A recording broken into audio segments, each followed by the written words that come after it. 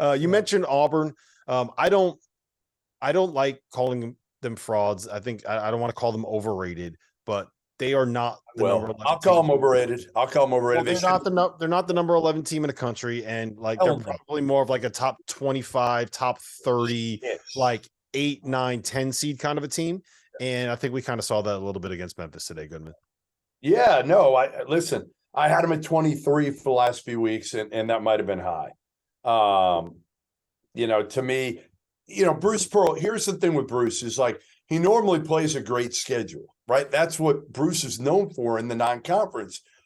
Well, this year it's been a bunch of like mids, like good mids, but St. Louis they're not great this year, right? It's George Mason, South Florida, Winthrop, Texas Southern, Bradley, Northwestern, St. Louis, Colgate, and now they lose their first game against a legitimate high major in Memphis, who wasn't great. Like Memphis lost to Seton Hall already. It's not like this Memphis team scares the shit out of you. So I would say Auburn has no right to me being in the top 25 today. And their backcourt right now is very unimpressive and underwhelming. Well, that's the thing. It was last year too, and it's still the same guys. The difference is that Walker Kessler's not out there. Yeah, they lost. They traded Walker Kessler and Jabari Smith, 2 first-round picks. One of them was a top 3 pick for Janai Broom and Johan Traore and Chance Westry, who are all good players.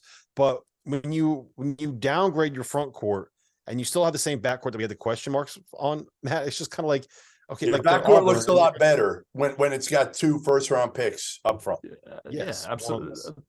And I think one of the things Coach Pearl always does is he gives his players just a tremendous amount of freedom, especially on the offensive end of the floor. I think he's a really good offensive coach with what he runs and different things that he does, but his players have a lot of freedom out there. Tonight they go 6 for 24 from 3. Yeah. Okay, so like somebody's got to be able to put the ball in the basket. Like the kid, Katie Johnson, came off the bench. He was 1 for 7 from 3 tonight. So, I just think they're going to have to figure that out. They lost 2 first-round draft picks. Who are they going to go to up front? Man, give Memphis credit too. I know they lost to Seton Hall and they've struggled, but I mean, man, and plus they play the most difficult schedule in the country. It's not even close. Hey, okay, look, they're getting ready to play Alabama next. All right, and they've already played an unbelievable schedule up to this point. But Davis has been terrific. The commentator said something tonight about Williams, which was really, really interesting, I thought, in the game. It was like his record when he's actually out there on the floor. What is Memphis's record when he's on the floor? I think it was something it's when he's not out there, they're 7-7. When he is out there, they're 40-13. That's what it says. Yeah, he's also he might be older than you.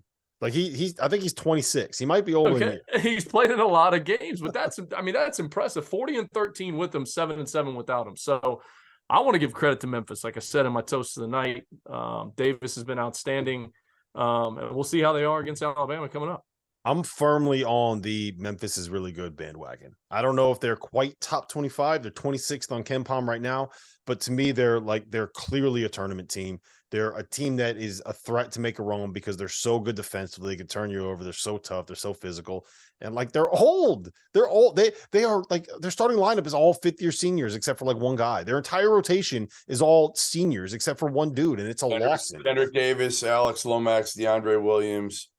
Jaden Hardaway's got to be a senior by now, junior, senior. Yeah, they're all upperclassmen. Right? Keontae Kennedy's an upperclassman. Yeah. Chandler Lawson's a senior. Like they're just Elijah McFadden is they're all old. They got the Kai dude that transferred in from UT Arlington that can put his chin above the rim. Like they're so old and they're so athletic and they guard. It's a conversation for a different day, but it's fascinating how Penny Hardaway has completely changed from I'm going to go get every single great freshman in college basketball to I'm going to get the oldest players possible and have them all play on the floor. I'm basically going to put together a European professional team right here is what he's done.